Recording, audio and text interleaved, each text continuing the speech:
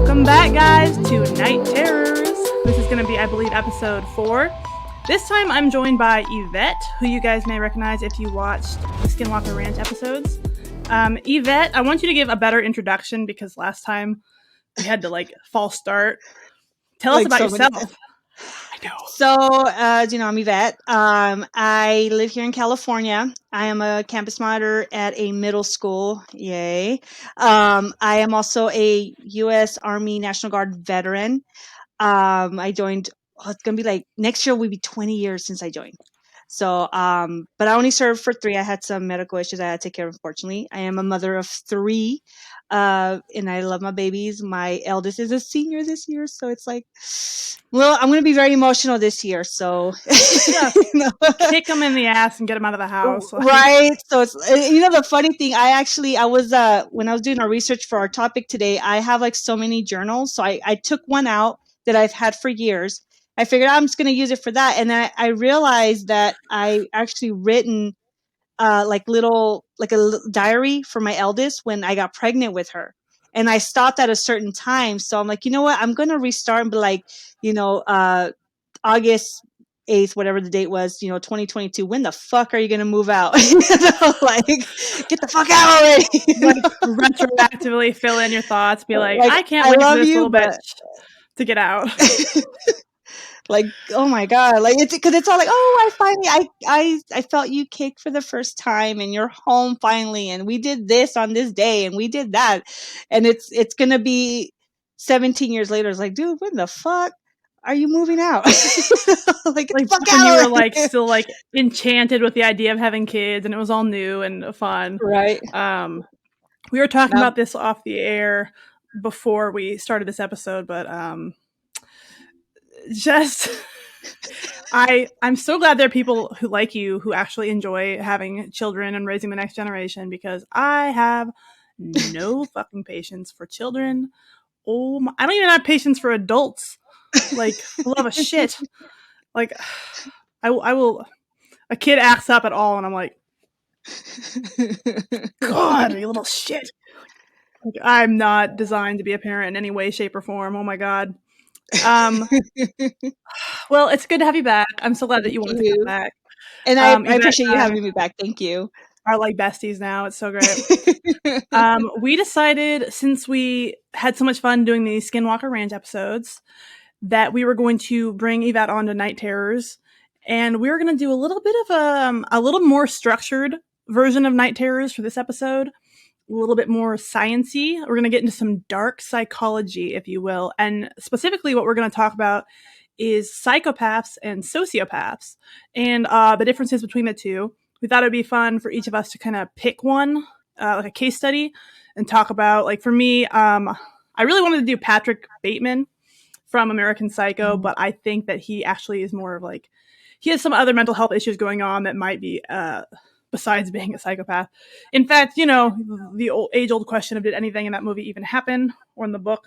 So instead, I'm going to go with Dennis Rader, who is known as the BTK killer. And who did you pick for your case study? I picked the Night Stalker, Richard Ramirez. I would love, there's so much on both of these that I would love to do full episodes later on each of these guys as we get more into true crime, because lately people have been really, really digging the conspiracy theory shit. Mm-hmm. So we've been focusing on that, but I don't know. I love the psychological aspect of true crime, and a lot of people are really intrigued by serial killers and murderers and shit like that. I think, and sometimes people are like, why is, American society so intrigued by these guys? And I think it's because there's parts of our brains that just can't understand how brains like theirs function.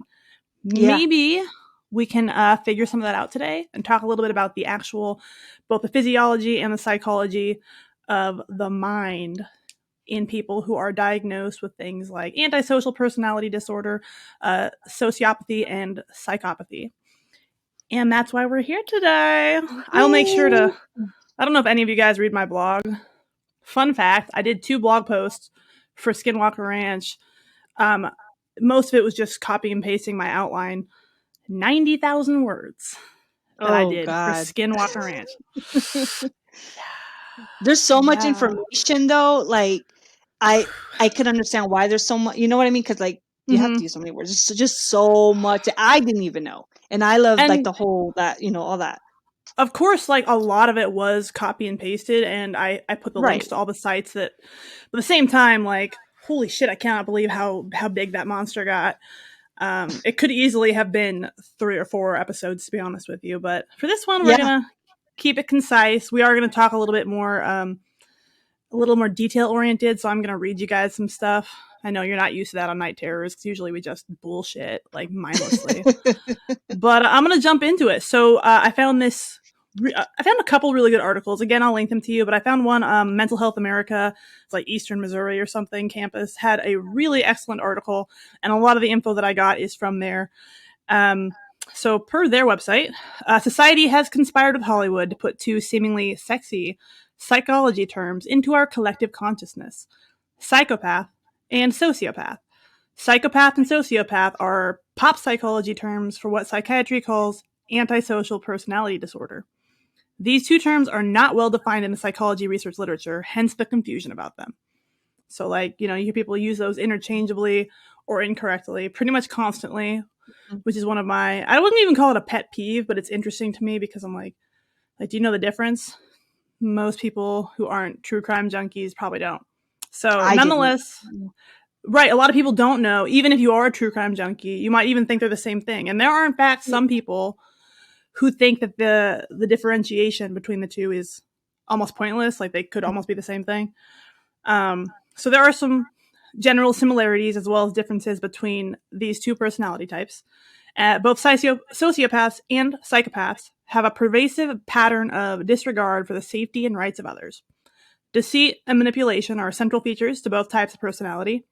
And contrary to popular belief, a psychopath or sociopath is not necessarily violent. So, again, like we mentioned now a couple times, the common trait between psychopath and sociopath is their shared antisocial personality disorders. So, the good old Psych Bible, the DSM-5, defines antisocial personality as someone having 3 or more of the following traits. And I'm going to let Yvette take the list. So some are regularly breaks or flouts of the law.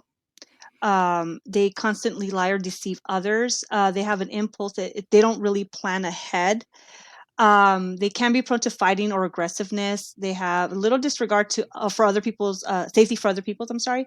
They're irresponsible. Can't meet financial obligations. They don't feel remorse or guilt. So that list probably reminded you of some people in your life. Oh yeah. Oh yeah. So in both cases, my reality. I know. Oh, so we've all got an X or 9 in there that we're thinking of right now. It's scary, dude. So in both cases, some signs or symptoms are nearly always present before the age of 15. By the time the person is an adult, they are well on their way to becoming either a psychopath or a sociopath.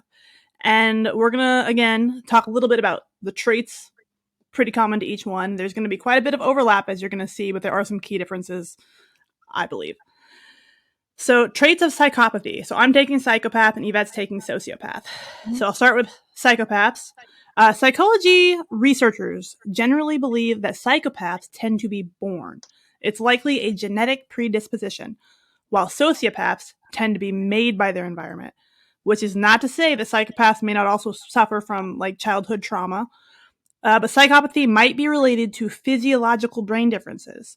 Research has shown that psychopaths have underdeveloped components of the brain commonly thought to be responsible for emotion regulation and impulse control. Psychopaths in general have a hard time forming real emotional attachments with others. Instead, they form artificial, shallow relationships designed to be manipulated in a way that most benefits the psychopath. People are seen as pawns to be used to forward the psychopath's goals. Psychopaths rarely feel guilt regarding any of their behaviors, no matter how much they hurt others.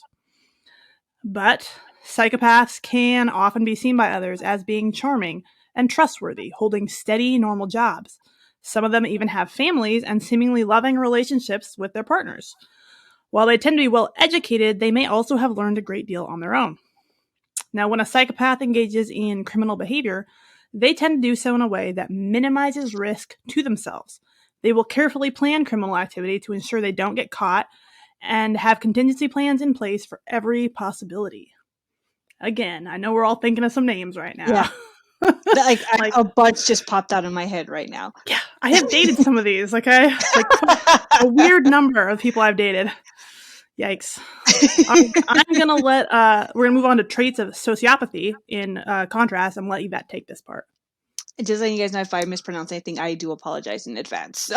It's all good, girl. Nobody's listening anyway. Right? I hope they do, though. I really hope they do. So researchers tend to believe that. Oh my God. Wow. So sociopath. Wow. Sociopathy? Wow. Yes. So sorry. Whenever we reach that part, just pause and I'll say it. Right. Exactly. I'll just point at you. So that I'm so fired, dude. It's a result of the environmental factors, such as a child or teen upbringings in a very negative household that result in physical abuse, emotional abuse, or childhood trauma. Sociopaths in general tend to be more impulsive and erratic in the behavior than their psychopath counterparts.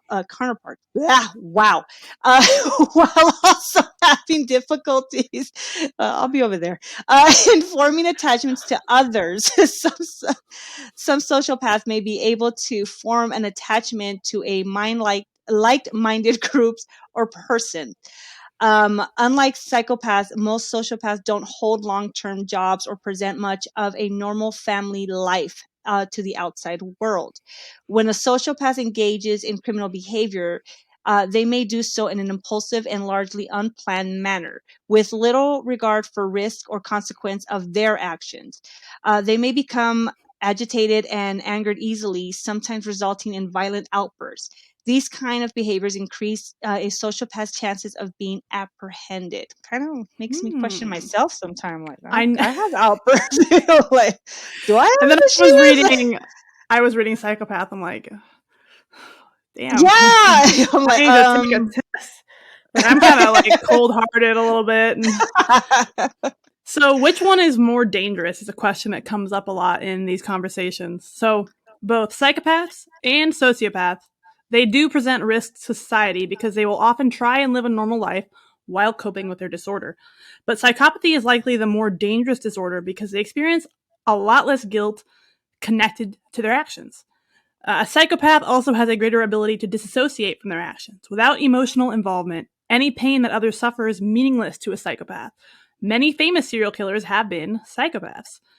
And again, like they've mentioned, they're very careful to continue repeating this. Not all people that we call a psychopath or a sociopath are violent. Violence is not a necessary ingredient, nor is it a diagnosis of antisocial personality disorder, but it is often present. So it's really... My question is, do like the people who have this, do they even know they have it? You know what I mean? Like, are they aware of that or are they not? Like that's kind of one question I also had in mind when in regards to like the serial killers, like before they were diagnosed stuff, did they realize that, they had ASPD or, there was you know what I mean? Like, I don't know. I'm sure. I think it depends on like the years when they grew up and the culture that they were in. In general, for example, I've done a lot of reading and research on psychopaths specifically because it does kind of, what's the word? Kind of hints at this a couple times, but doesn't necessarily outright say. There's a book called Without Conscience, which a lot of people have read. There's quite a few books I've read on this, but that one stuck with me. And it essentially comes down to studying people who are born without a conscience. The same thing that you and I feel like if we were to, I don't know, go punch somebody in the face for no reason, we might feel a little twinge of something we call guilt. Whereas a psychopath, a true psychopath, does not have that emotion of guilt. They may feel other things such as fear of consequences, like they don't want to suffer the consequences, but they're not going to feel any empathy at all or for that person that they hurt. They are going to be more concerned with themselves and what's going to happen to them and making sure that they get away with it. Their concerns are different. They don't have the same thing that would make someone feel bad for hurting a family member or stealing or killing somebody. A psychopath doesn't feel any of that. They don't feel the guilt, remorse, empathy, regret. Their concerns are for themselves, essentially. Like, well, I don't want to go to jail. I don't want to this. I don't want to lose this or that. Psychopaths in general, because of their lack of conscience and remorse and guilt and all that, they tend to have a very easy time doing what's called mirroring. And most people who are successful psychopaths learn this from a very young age from family members or society, friends, school. And it's simply the act of mimicking the emotional responses of others. So while they're not actually feeling that, they notice that when this happens, little Susie is sad about it. So when that happens to me, I'm going to act like I'm sad about it. And they do this in order to start manipulating their surroundings and the people around them and start to fit in.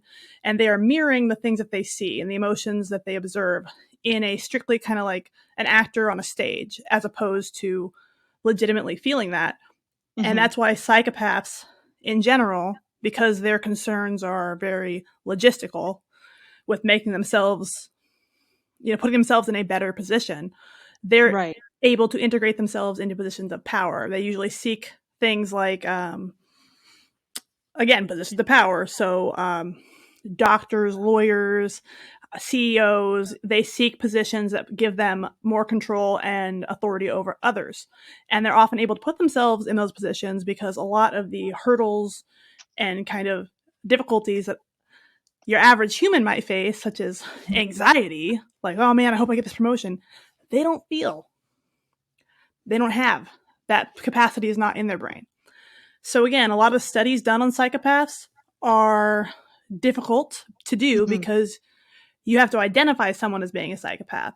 And very few people are just going to come out and be like, yeah, I don't have a conscience. True. You know what I mean? And I feel like they can hide it so well because, like you said, they mirror. So it would be a lot harder for someone to just look at someone and be like, yeah, they're a freaking psychopath, versus a sociopath. Because obviously, but we'll get into that in a little bit. But I just feel like with psychopaths, it's a lot easier to hide because they do mirror certain behavior and stuff. And it's all about them, almost and narcissistic. They have much, much better impulse control. Whereas a sociopath has very poor impulse control, which again, we're going to get into all that, but it's something that's just, this whole thing is like super, super interesting to me. It is, over the course of the years, I have read so many books on this subject, or listened to audiobooks, or watched, different things, but mostly a lot of reading. And I mean, I don't know if we all have, but some of the books that influenced me when I was a kid were the John Douglas books, like Whoever Hunts Monsters. And he was, kind of a pioneer in the field of behavioral analysis. And he did behavioral profiles for a lot of serial killers prior, to them being caught, and a lot of psychology type stuff. And that shit was always really fascinating to me. The guy I'm going to talk about here in a minute, Dennis Rader, John Douglas actually has a really good book on his hunt for the BTK killer. Anyways, we got a little off tangent, but there's just so much good shit here. Yeah. So our next section is clues to psychopathy or sociopathy in childhood. And these are some of the little clues you might see in a child. And we're all going to be looking at our kids now, like squinting our eyes like, you little sociopath. So clues are usually available in childhood. Most people who can later be diagnosed with sociopathy or psychopathy have had a pattern of behavior where they violate the basic rights or safety of others. They often break the rules or even laws and societal norms as a child as well. Psychologists call these kinds of childhood behaviors a conduct disorder. Conduct disorders involve 4 categories of problem behavior. So aggression to people and animals, destruction of property, deceitfulness or theft, and serious violations of rules or laws. If you recognize these symptoms and the specific symptoms of conduct disorder in a child or young teen, they're at a greater risk for antisocial personality disorder. I'm scared to go to work tomorrow. So you got any psychopaths running around there, Yvette? Oh, there's definitely, I won't say names, obviously, but we definitely had one that clearly something, and then a few years ago we had another one that, I'm not going to lie, I almost, I was in fear of my safety and the safety of the students. But like just reading this, I'm like, should I just retire? Like, Oh my I'm God. a little scared now, to go back because we're in a closed environment and yeah. So Oh yeah, that's why I couldn't work with kids. I'd be like looking at every kid like psychopath or sociopath. Like, so if I don't make it if you invite me to another podcast, I don't make it, you might want to check where I work. I'm just saying. see if a little kid took you out. Right. And to be completely honest with you, it is tough as well because I'm sure it's difficult to differentiate between what's a normal kid behavior versus what's something a little abnormal, or in some cases kids can exhibit really alarming behavior and they're acting out because of some kind of trauma or situation happening at home as well. Like that's one of the earliest signs of like child abuse, to be honest with you, is kids acting out in really strange ways in like Right. school or social settings. So there's a lot of different factors to consider. Like all things in psychology, it's not black and white. It's shades of gray. It's different. Like things can overlap. There can be multiple factors. You know what I mean? Like you can tell some of the students that I do deal with, you can tell there's something going on at home. Yeah. Most of them, obviously, they don't want to talk about it. Sometimes, in my opinion, it could be really, really bad, and we do have to report it. Thankfully, it's never really gotten to that point where we had to report it because it was already being dealt with. And sometimes it's like you see it, and it's like something's definitely going on, but you just can't put your finger on it, type thing. So I've learned personally, I learned to kind of like identify, and then there's just some that are just assholes, to be quite honest with you. They're just little dicks, and I'm like, okay, but it still makes me question, okay, well, why are you this way? Are you just a dick because you're a kid and you're growing up, or something going on that I should be concerned about? And one thing, my boss, I love her to death, she's awesome. She does say like, I want you guys to really, get to know the kids, the students, and like not befriend them, but be that safety for them and stuff. So which I think it's good because sometimes when they do leave their homes, we are their safety net in some cases, and you could tell, sometimes you can't tell, like you said, like you don't really know, you know what I mean? So, and then I feel bad because I'm like, am I looking too into it? Or especially now that I'm reading this and stuff, I'm going to be looking into every, like, I'm going to be exaggerating the whole time. I'll be messaging you, Casey, I think this. Don't be messaging me. I'll be like, every single time I'll be like, psychopath. Exactly. Like, exactly. It's like, I think every old dude who's being too friendly is a fucking pedophile. Like, yeah. every single time. I'm like, exactly. Hey, that guy's fucking a pedophile right there. Like, why'd you open the door for me, fool? Like, what do you? I'll see like old dudes who like are too friendly with younger people, and I'm like, pedophile. Like, I've been doing this job too long at this point. I agree with you though. I mean, there's so much. Again, this is supposed to be like more of a lighthearted episode, but now we're talking about fucking serial killers and shit, which I love. So I think most people who are listening to this they're probably either interested in true crime or they're already a bit of a junkie, because there seems to be no in between. You either know nothing about serial killers or suspiciously too much about serial killers. There's really no, I know a serial killer. It's like, no, it's like, I know where he grew up. I knew he's a fucking water sign. Like, just all this shit. So you probably know the BTK killer. And I did end up choosing him because he's a really good example of a psychopath, but also I currently work in Kansas City, and he is committing most of his crimes in Wichita, which is very close to us. Ooh. So, as we all know, his real name was Dennis Lynn Rader. He was born March of 1945, and he was an infamous American serial killer who murdered 10 people in Sedgwick County, in and around Wichita, Kansas, between 74 and 91. He was known as the BTK killer, or the BTK strangler, which stands for bind, torture, kill, and describes pretty much his modus operandi, which is how he committed his killings. He sent boastful letters describing the details of the killings to police and to local news outlets during the period of time in which the murders took place. And then he went on this long hiatus in the 1990s, and then he resumed sending letters in 2004, which led to his 2005 arrest and subsequent conviction. And a lot of the information that I got that was able to at least attempt to summarize this guy is from an article that was published in 2005. And it's from NBC News. I'll link that article to you guys, but they basically start out by kind of giving you a little ticker tape of his kills. And they say for more than 30 years, he terrorized the Wichita area, killing at least 10 and taunting police and local media. So in June of 2005, Rader stood in court and confessed to being the BTK killer. And on Wednesday, a Kansas judge began hearings to determine his sentence. As Rader, and this is where it goes on to describe a little bit of his behavior. So as Rader calmly described that day in June, how he chose, tracked, and killed his victims, many people were asking the same thing. How could this man be the cold-blooded murderer who had eluded police for so long?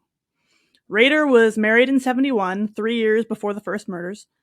The killings and taunting letters to the police and media continued as his 2 children were born. He was president of his church and a leader in his son's Cub Scout troop. So again, putting himself in positions of authority. Before the murders of the Otero family in 1974, Rader had spent 4 years in the Air Force and a brief stint at the Coleman Company. His first 2 adult victims also worked at Coleman. He held positions at a security services company installing alarm systems during his tenure there from 1974 to 1988. And then from 1991 until he was taken into custody in, I think, 2004, he worked as a compliance officer in his hometown of Park City, Kansas. Although some neighbors and acquaintances described him as rude and arrogant, Rader was able to keep his murderous side a secret. No one said they suspected him of any criminal activity whatsoever. And then there's an FBI profiler, Clint Van Zandt, who describes Rader as someone who has no conscience, no guilt, someone who takes no responsibility for his actions. These are the characteristics of antisocial personality disorder, or the more severe psychopathic personality disorder. And then there's a forensic psychologist named Malloy, who they quote. He's written a lot on this subject. Apparently, antisocial personality disorder affects around 2% to 5% of the population. Doesn't sound like that high, but if you think about it, That's pretty fucking high, right? Yeah. Oh, yeah. A little too much for comfort, in my opinion.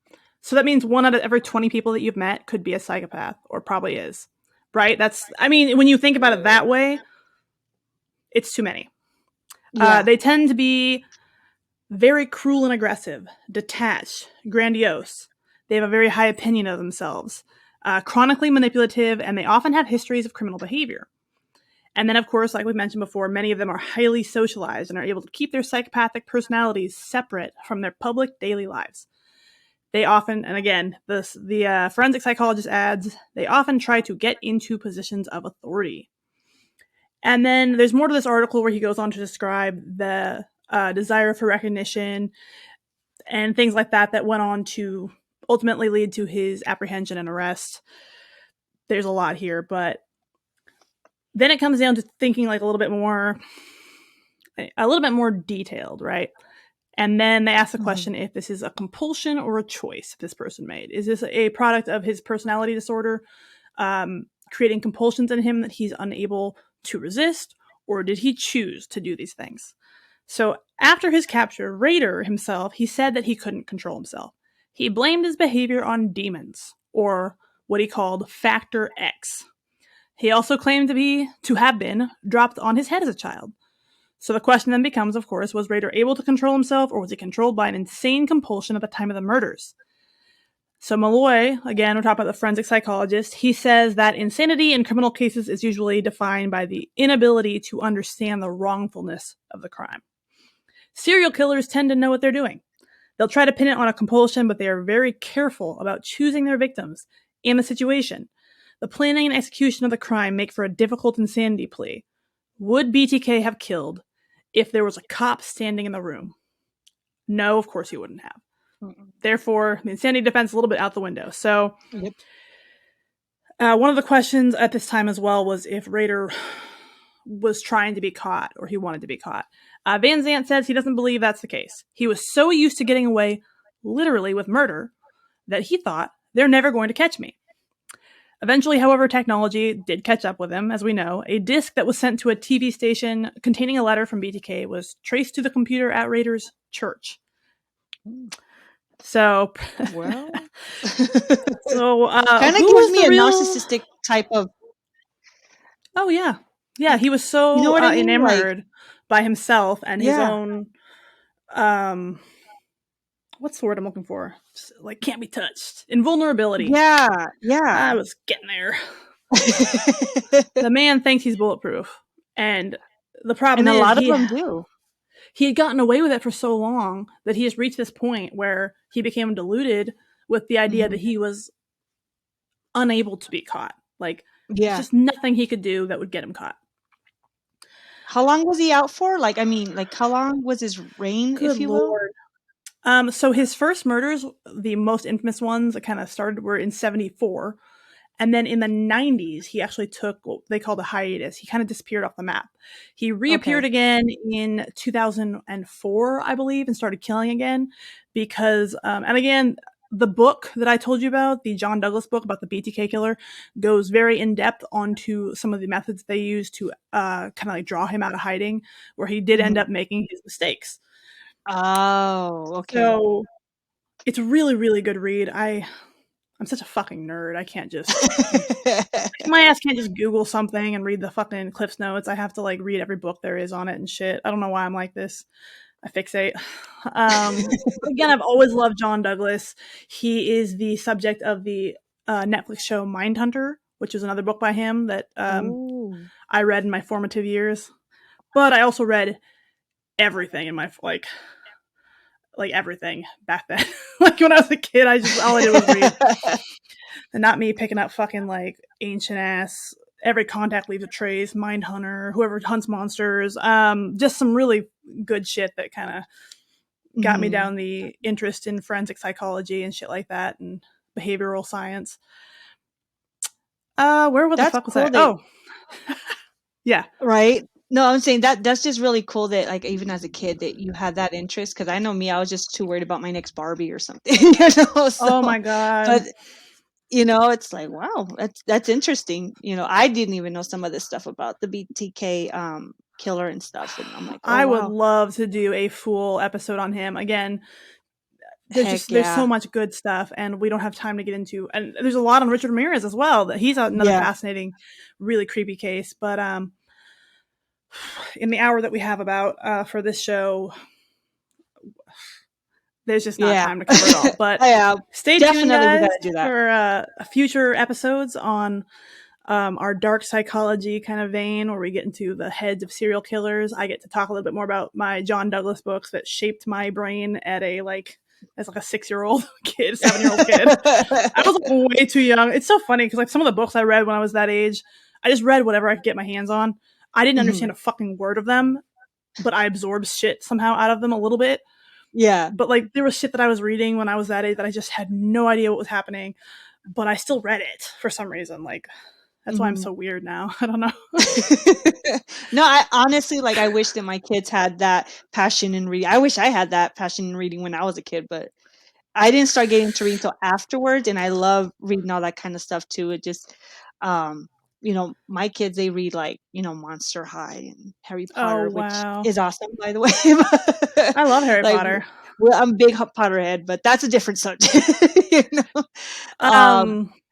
Yeah. Where were you anyway? Like, I think I lost your know. place too. I'm trying to figure out how much family trauma to talk about. Basically, I would want when I was a Right. kid, we didn't have toys or anything like that. We were really fucking poor, so I didn't have. I mean, I probably would have played with, like, I had some like shitty GI Joes and stuff that Brett and I used to fight over. But basically, I would wander around the neighborhood and find yard sales, and I could usually like con people into giving me books out of like those big boxes of books they have at yard sales.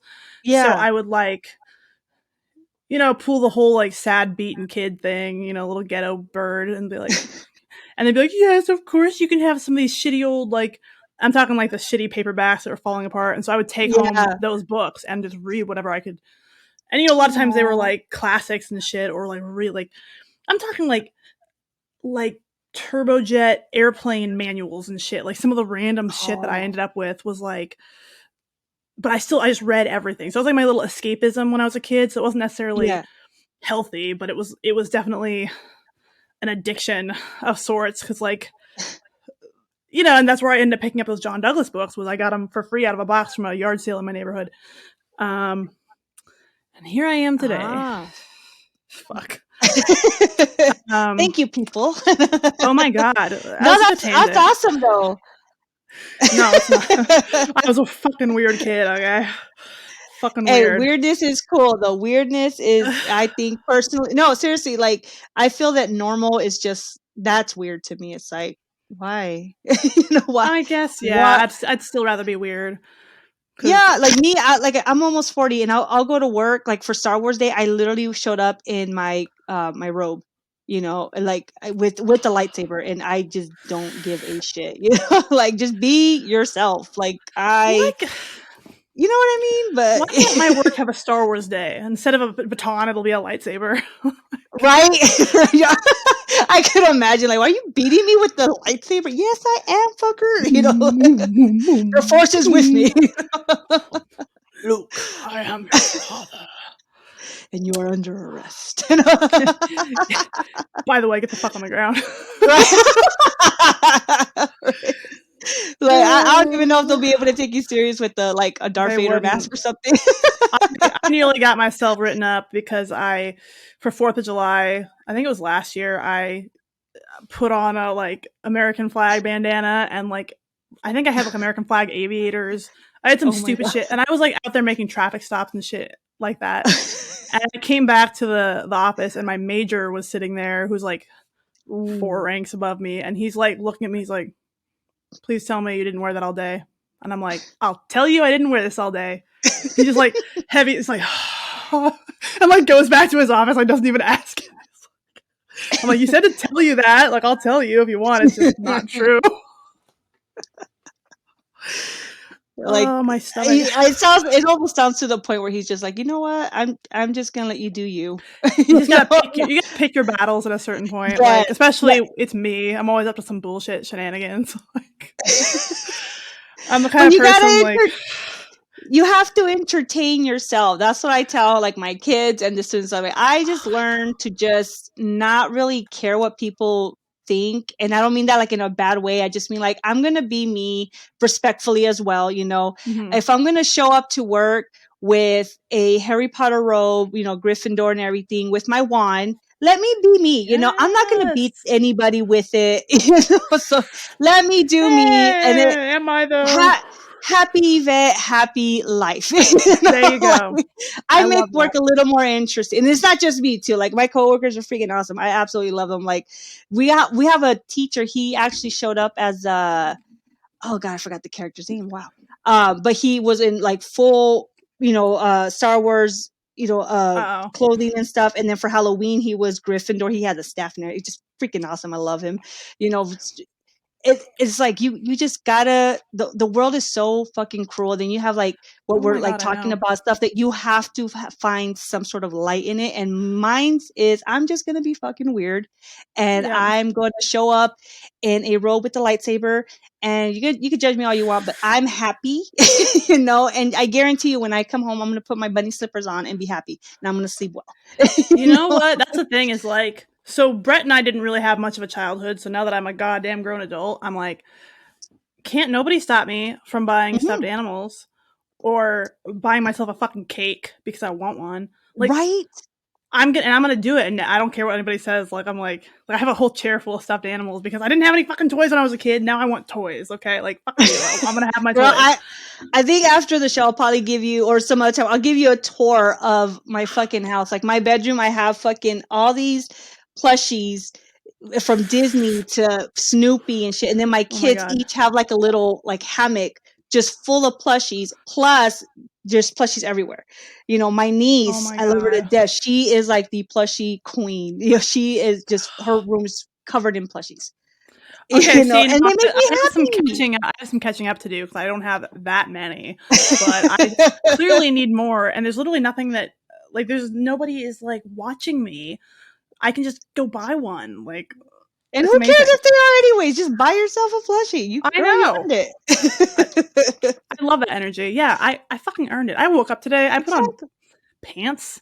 leggings, but I put something on, so I deserve a plushie. Therefore, I say, right, exactly. And as the guardian of this place, I will grant myself that plushie. I'm gonna go fucking buy a plushie now.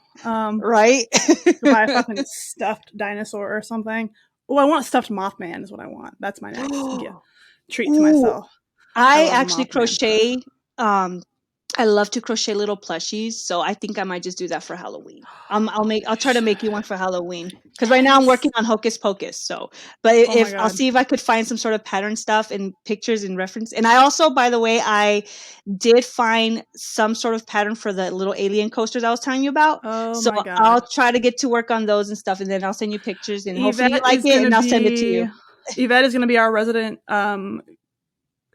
It's not Crocheter. knitter. It's crocheter. Crocheter. Crocheter of things. I'm gonna finish this. We got so far off. As I know we did. I'm Sorry. surprised it took us this long to go off track. I'll be honest with you. Right. We kind of like broke a record staying on the track for as long as we did. So let me read the rest of this. Who is the real if you're still listening, which you probably aren't, which I wouldn't blame you. Who is the real Dennis Rader? Was the outward life he built an attempt to quiet those inner demons?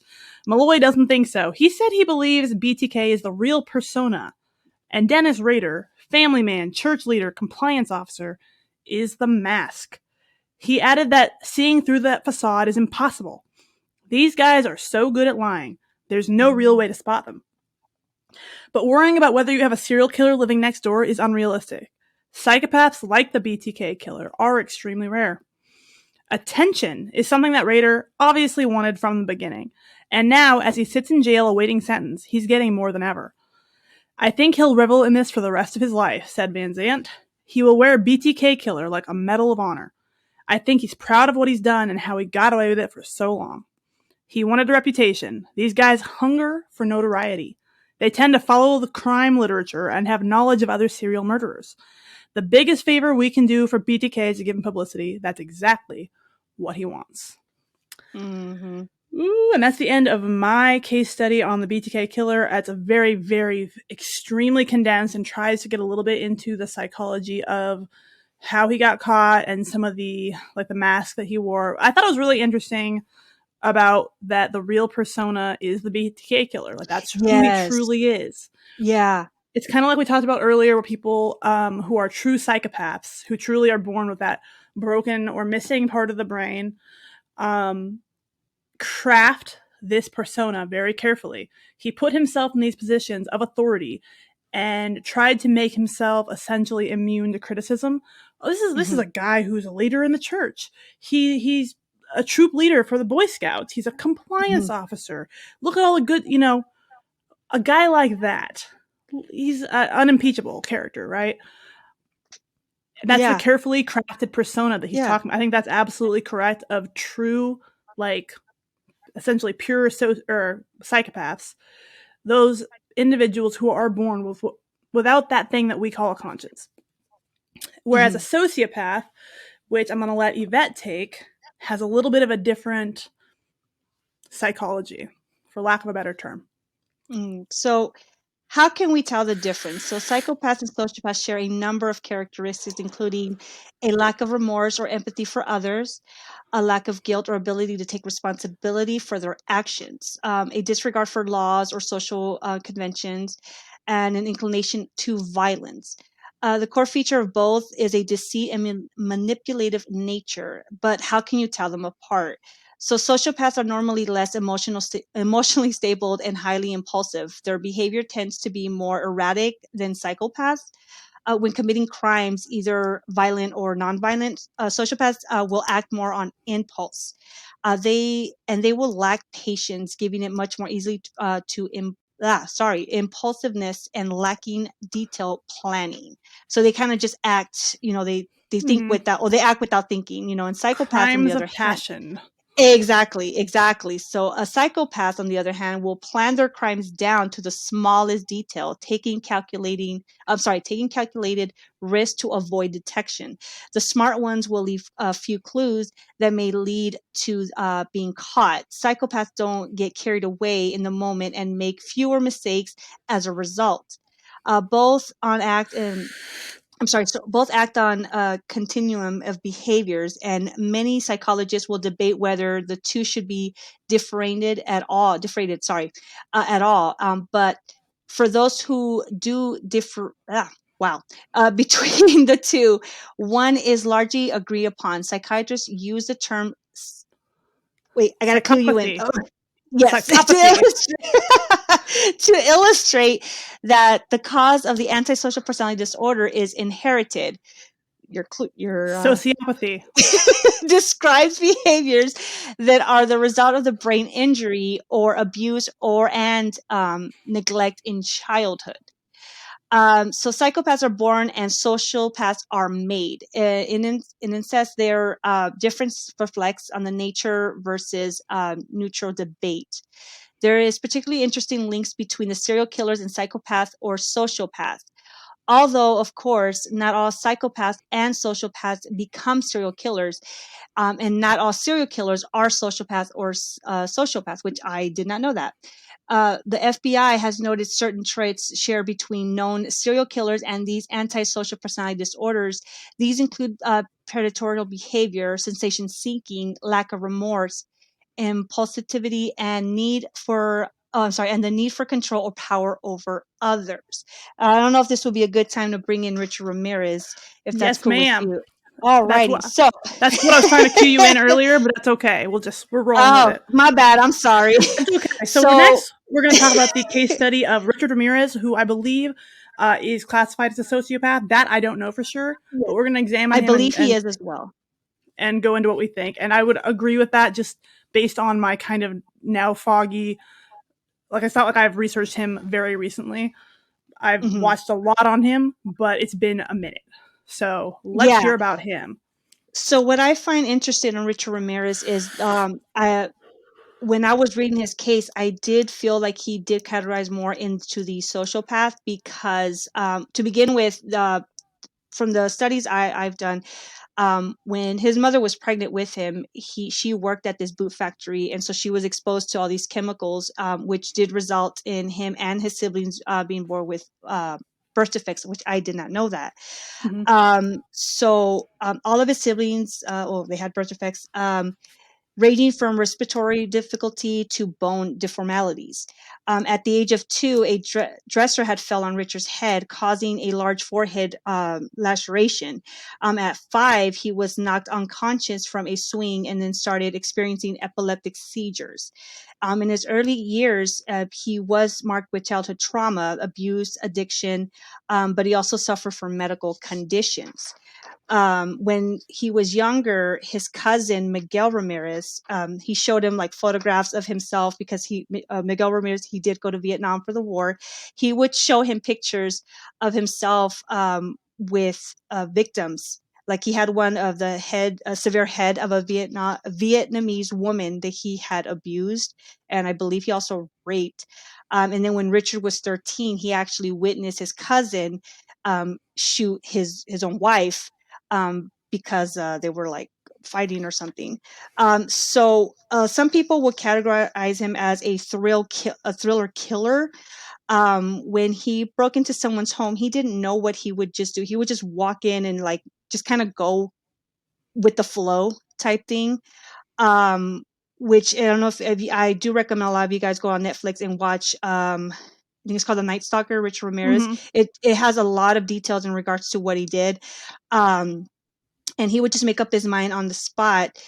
He did mutilate and savagely beat his victims and perform acts of sodomy on many of his female victims. And it wasn't just led to killing and stuff. He also was in my opinion, a pedophile, because he did do certain things, which I will not get into, with some children, which you will see in the show. I was about to ask. He does have both male and female victims, if I remember correctly, right? He does. And he did not differentiate as far as age went, right? Correct. I believe one of his youngest victims, which she did survive, she was 6 years old at the time. He took her. Yeah, he took her from her room, abused her and everything, and then he actually took her to a gas station and left her there and told her to go inside and have him call the police. So in a way, it kind of shows right there a little bit of sympathy that he may have, even the way when she describes what happens to her, like she would tell him, hey, I have to use a restroom. And he would take her to the restroom and stuff. So it shows a little bit of consciousness right there, but just oh God, it's just everything that he did was just wow. Yeah. And he wouldn't plan it. He would just do it, you know?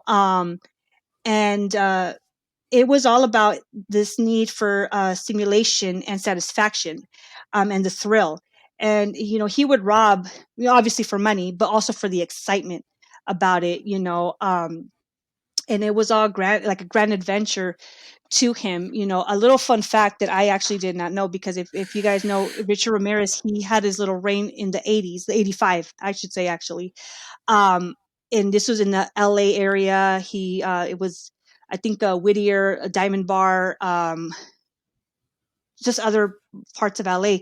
I did not know this. My dad and my uncles, and then they all told me he was actually a block away from my grandmother's house when he was, you know, doing his things and stuff. Active, Mind yeah. you, yeah, he did this like a few months before I was even born, which I just gave away my age, but you know, this guy, no, like he would stalk his, like he would literally, they're talking about he's driving and he sees this girl and he starts stalking her. So he didn't plan anything out, which in my opinion, that kind of shows right there sociopaths, because they're just more on impulse and everything. And he was very sloppy. I mean, he got caught within months, but it is alleged that they do believe that he has a lot more victims. There's just no proof or evidence, you know, but I feel, and it's just an opinion, when he got caught and he was in court, that's where his kind of like psychopath almost showed, because he was being like really unremorseful and stuff and just like, whatever, I don't really give a shit type thing. You know what I mean? So that's what's an interesting thing to me is you're talking a lot about, I agree with you that he falls more into the sociopathy category. Mm-hmm. A lot of things you've mentioned, such as highly impulsive behavior, Right. very, even the method in which that he would perpetrate his crimes, commit his rapes and his murders, the level of violence involved really kind of indicates an emotional response at times, something like we call overkill that we've talked about a couple times. I believe we brought Yeah. this up in our Slenderman episode, where it appears that some kind of strong emotion took hold at the time of the violent act, and they committed something called overkill, where they became very excessive in their violence, whereas like one stab would do it, you know, whereas like 19 or 20 stabs is like clearly a strong emotion was being experienced that kind of took over. There's no meticulous planning like psychopaths might. Make sure they're taking the calculated risks and all that. A sociopath is very uncaring of the risk, willing to be very risky. So I do totally agree with what you're saying, that he's more on the sociopath spectrum. Plus, an interesting thing is the nature versus nurture bit. There's the age-old adage of, you know, psychopaths are born and sociopaths are made. And you talked a lot about how he potentially was made as a sociopath. Right. It just like there's more details in the show about like what he experienced as a child and stuff, and how there was a lot of neglect and whatnot. And I do believe that his cousin Miguel Ramirez, he had a lot to do with that as well. Because it's just the cousin, like the things that were described in the show. My thing is like, who fucking does that to a kid? Like who would show this kind of stuff? So I also believe that it can be maybe some sort of hereditary. I think in my notes somewhere I did read that it can be hereditary or something like that, but it's not really proven. If I'm wrong, please correct me. I'm not 100% sure, so don't quote me on that. I think But that might still be up for debate. I'm I mean, if sure that is the case, it would antisocial explain personality more. disorder, if your family has, I mean, especially as a kid, right? Your family has strong antisocial personality disorder traits. You're very likely to pick up on those, even aside from the like physiological trauma, such as being a dresser being dropped on him or being exposed to chemicals in utero. Also, in those formative years, you're shown graphic images of violence by an authority figure in your life or a close family member. Those things are going to have a significant impact on your developing brain for sure, on top of all the other factors. His home was pretty abusive, wasn't it? Yeah, it was. Right. So we've got a lot of factors going on. Whereas this same child who experienced a healthy pregnancy, a healthy childhood, no injuries or accidents, no early exposure to violence, might have turned out completely different.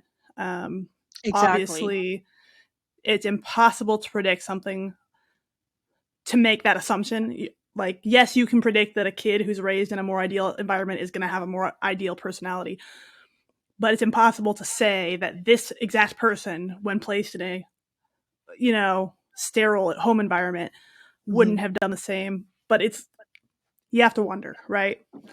Right. Um, And my thing is too, like how you said that like psychopaths are made and sociopaths are born. You can see it when you think about cases like this, like the BTK killer or Ted Bundy. That's another one. I mean, obviously there was some sort of mental fixation going on when he was a kid, but it kind of, like, it does make sense now that, like, I'm understanding this a lot better and stuff. And then it makes me think of like Aaron Hernandez, the football player. Like, was he a psychopath? Was he a sociopath? Because I don't really know much about him, just in regards that he did do something really stupid. He killed a guy and stuff. But you know what I mean? Like, it makes you wonder. And then, like you said, like, how you'll never know, right. unless And the signs it's are hard to there. say because not everyone who kills is obviously either a psychopath or a sociopath. A lot of times Right. people are just idiots, or they have a moment Yeah. of whatever it is. Um, it's hard to An study these impulse. guys because there's no quantifiable way to look at the brain and say this person's a psychopath. All the studying that's done on them has to be done with basically cognitive behavioral therapy or personal interaction interviews. And then you have to take somebody who is a professional liar, essentially, and Right. gauge how much of what they are saying or communicating to you, if you're a psychologist, that you can believe or trust. So that's makes it even more difficult. So the study of these kind of guys essentially comes down to, unfortunately, interviewing people who have already committed these horrible crimes and trying to Right. establish patterns. And you can imagine how difficult that is, especially in the field of psychology, where there's already a huge gap between.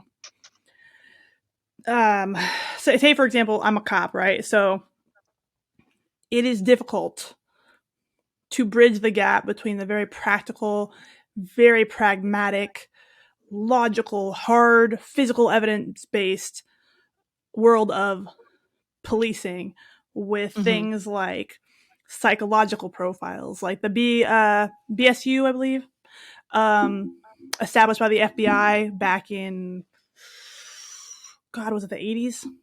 Don't quote me on that.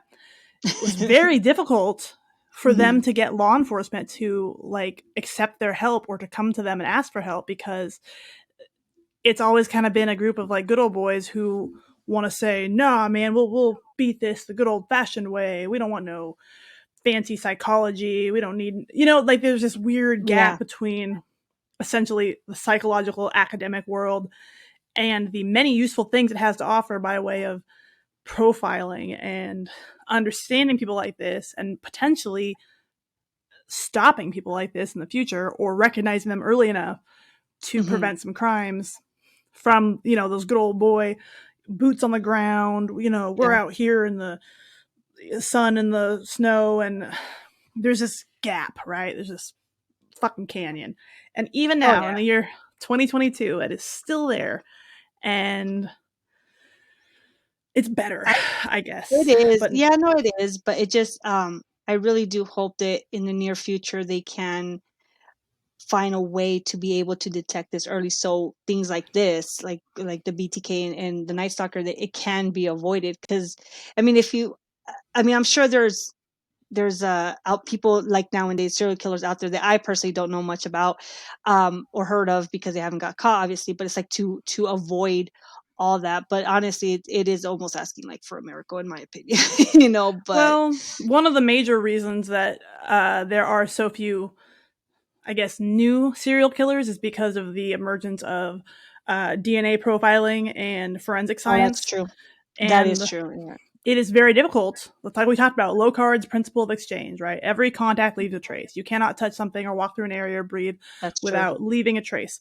And now that we have way more not only is DNA and forensic analysis so much more prevalent and available and high tech, but it's relied upon consistently. Whereas early on, it was considered a pseudoscience, and it was very difficult for pioneers in the fields of forensic science and, even psychological analysis and shit like that to convince not only the police but also the court system that this is a valid scientific process.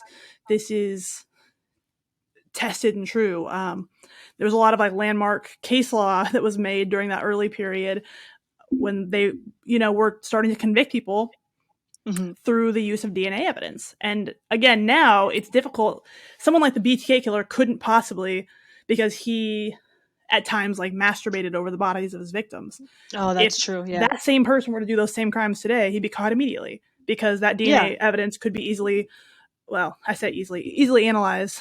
Then again, we come upon the problem that, how you watch a TV show, CSI. I've never actually seen that show, but I don't watch people get a lot of weird ideas from TV shows about crime or behavioral analysis units or detectives and cops. There's some weird fucking thing where salt and pepper hair hero goes, run this to the lab, and they come back in like 20 minutes and they're like, we got a match, boss, and they're like, let's go get him. Okay. That shit can take minimum of weeks to come back. Yep. And I say minimum, I mean up to years to come back. Like, I don't know what fucking witchcraft you guys are working or who you're blowing to get a DNA lab to run your results and come back with them in 20 minutes. That's not real, guys. That's not how it works. It makes for good TV, though, but it's fake. It does. It does. It's like the Harry Potter unit. They get it done like that. So just to run a hair sample, like if it was that easy, I think like the Zodiac killer would have been caught by now.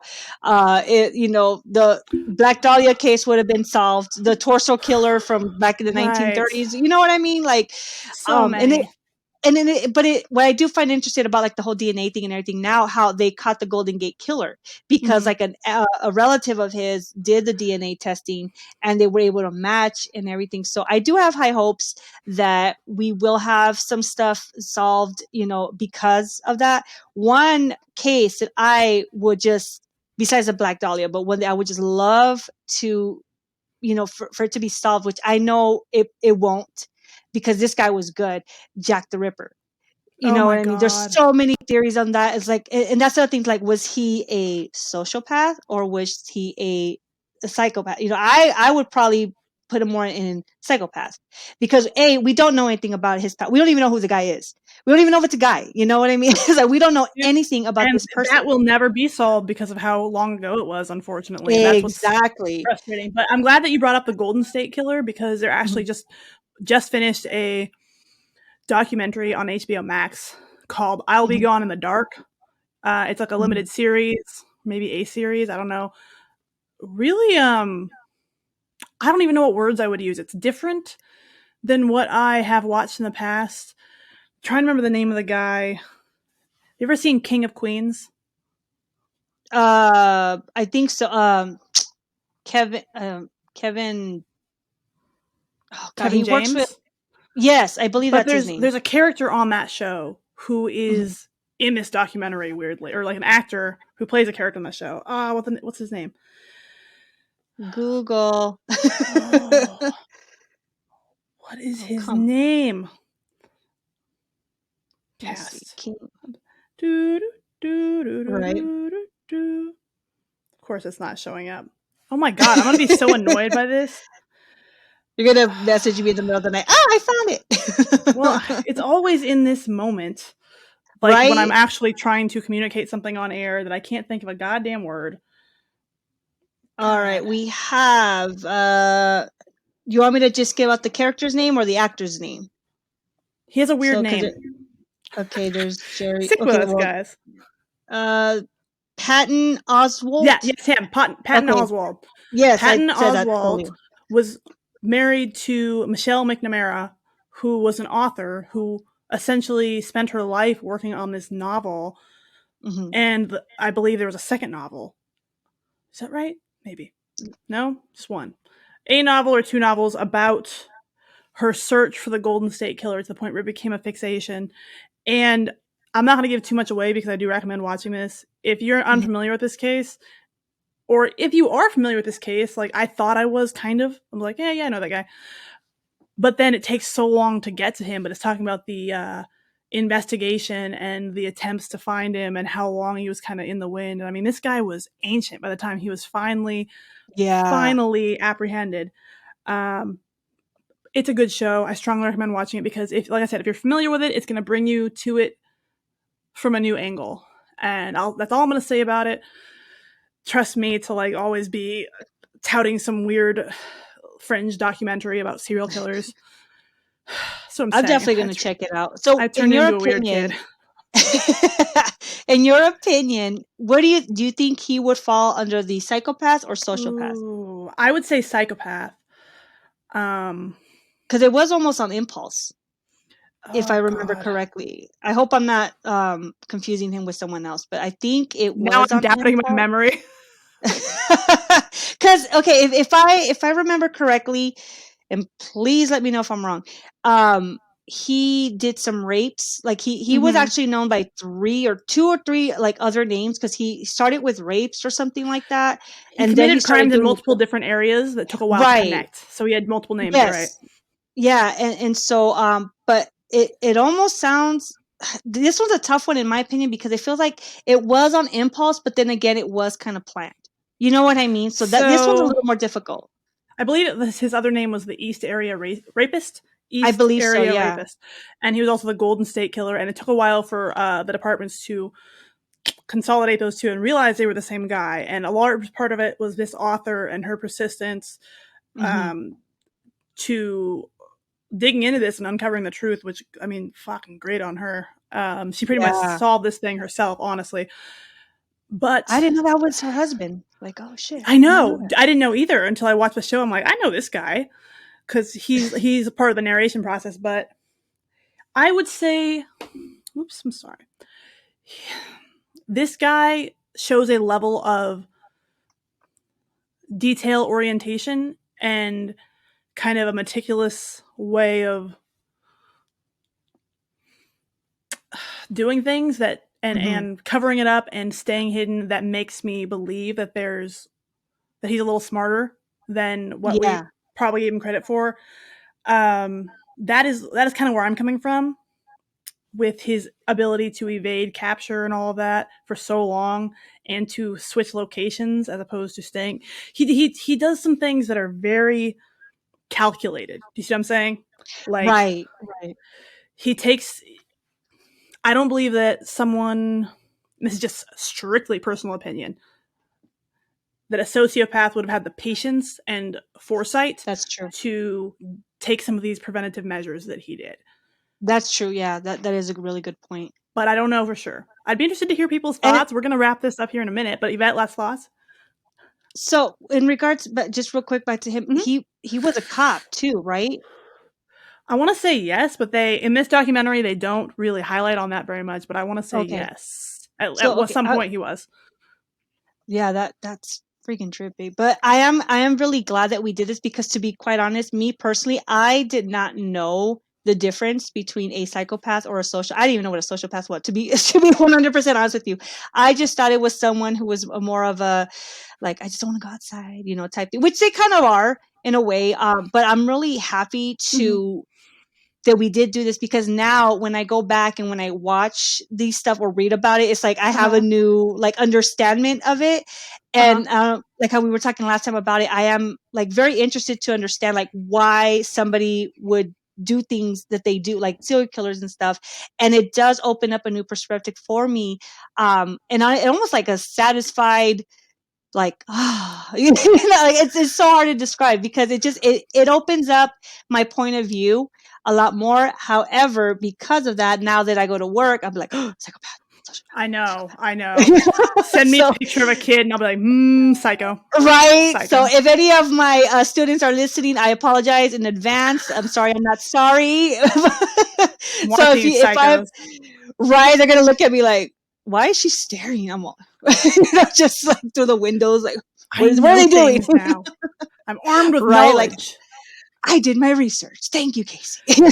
Books are the greatest weapon available to mankind. Right, exactly. I love understanding things, specifically human brains, because I am such a fucking like logical person. And humans in general, I sound like an alien, don't make sense to me.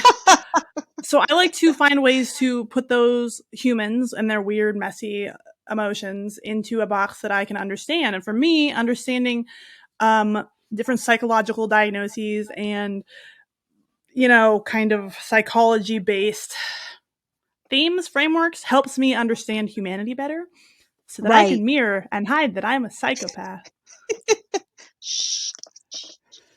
Oh, no. I read one of the articles I read was like, are you concerned that you might be a psychopath? Don't worry. If you're asking yourself that question, you're not a psychopath, because a real psychopath wouldn't be fucking concerned. And I'm like, oh, okay. Right, period. End of discussion. Like, okay. Like, don't worry. If you were really a psychopath, you wouldn't be here asking yourself if you're a psychopath. You'd be off fucking ruining people's lives. And I'm like, okay. Exactly. You wouldn't be too concerned about, am I? I know. Am I not? It was so sassy. I loved it. I'm like, okay, you're right. I'm not a psychopath. Congratulations on not being a psychopath. Thank you. I was concerned for a minute. I was like, right. I'm carrying that around all day. Right there. So if you, dear listener, are concerned that you might be a psychopath, seek professional psychological and medical attention immediately. Also, maybe stop microwaving birds or, torturing bugs or whatever the hell crazy psychopathic things that you're doing right now. And I don't know, just don't kill anyone, okay? Okay. Yeah, leave the cats alone. That's been great advice, Casey. Yvette, thank you so much for coming on. I had a blast. I love this shit. I hope that we can clear up some questions you didn't need to know about. Right. Have some knowledge down your throats. And we also talked about crocheting. I don't know. Yes. And we stay tuned for more of the dumpster fire that you all know and love so much. This has been the ever spoopy, ever crazy, ever burning dumpster fire, Night Terrors. Bye. Thank you guys. Bye.